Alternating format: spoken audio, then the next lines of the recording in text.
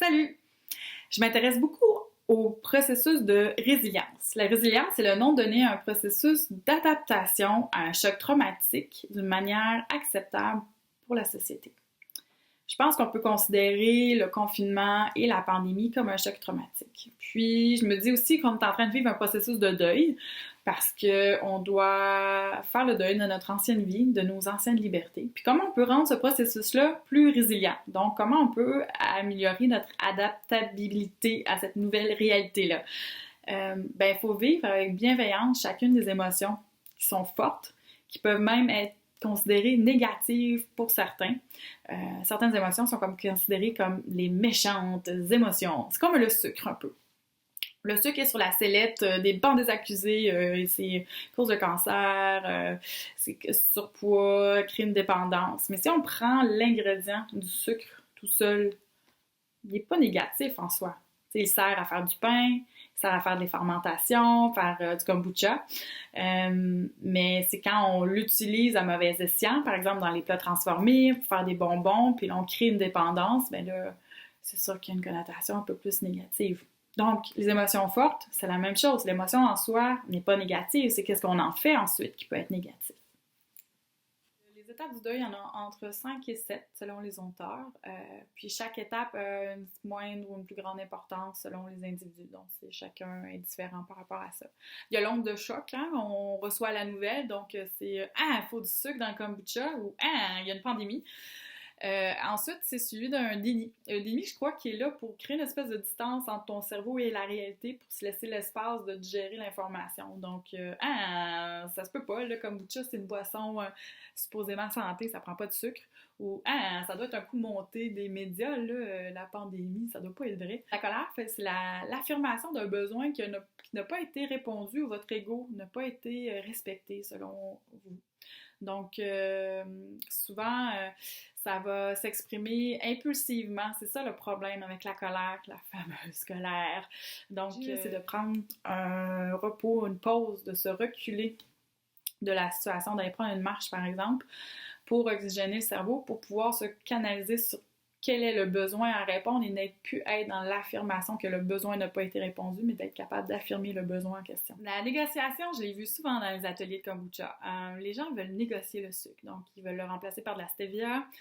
Il faut vraiment du glucose pour le sucre. Après ça, ils veulent le négocier avec du miel, du sirop d'érable, du sucre de coco. Oui, on peut, c'est juste que ça reste que c'est du sucre, hein, qu'on se le dise, là, peu importe le nom que ça va porter, c'est quand même du sucre. En temps de confinement, c'est un peu la même chose, hein, on a négocié, dans 2 semaines, ok, je vais rester confiné, sérieusement, 2 semaines, puis après ça, on sort. Non, finalement, ça dure 1 mois. Dans 1 mois, ok, après l'été, on va pouvoir jouer dehors, on sait pas.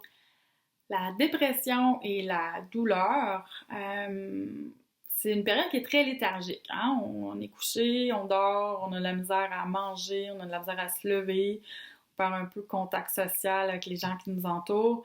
C'est un peu la perte des croyances qu'on s'était construit par rapport à nous-mêmes. Par exemple, le sucre, si je reviens à mon exemple, on avait construit une identité que pour nous, le sucre, c'était mal. Et là, on doit abandonner cette identité-là parce que le sucre, c'est un ingrédient. Donc, on est comme dans l'espèce de processus d'abandon de notre ancienne croyance pour s'en créer une nouvelle ou une nouvelle réalité. Pendant la pandémie, par exemple, ben là, c'est de la croyance qu'on était des gens professionnels, actifs, et là, il faut détruire cette croyance-là pour s'en construire une nouvelle. Donc, c'est un peu difficile de lâcher prise là-dessus, et ben c'est correct. Ce qui est important ici, c'est de ne pas s'identifier à « je suis dépressif » ou « je suis déprimé ». C'est de prendre en considération qu'on vit une période déprimée, mais qu'on n'est pas... c'est pas notre identité même qui est déprimée. C'est l'état qu'on est dans le moment présent. L'acceptation, c'est accepter qu'on vit dans l'incertitude de qu'est-ce qu'on va voir demain. En pleine attention, ça s'appelle l'équanimité. C'est les choses sont telles qu'elles sont et on les accepte avec une certaine sérénité. Donc, on vit une pandémie. Il faut l'accepter. Il faut boire... le kombucha, ça prend du sucre. Il faut l'accepter. Puis il faut aussi accepter qu'aujourd'hui, on va être dans l'acceptation, mais demain, ça se peut que je retourne dans la colère, dans mon processus de deuil. Puis ça se peut que Après ça, je reste pris dans la dépression pendant un certain temps aussi, avant de retourner dans l'acceptation. Donc tout ça est comme vivant, comme nous. Pour devenir une société plus résiliente, on doit apprendre à accepter individuellement, collectivement, nos états émotionnels, parce que c'est important pour notre ego et c'est important pour nos égos aussi. Merci. C'est pour votre attention. C'est tout pour cette semaine. On se retrouve la semaine prochaine. Si vous avez des propositions ou des suggestions, laissez-les dans les commentaires. Merci.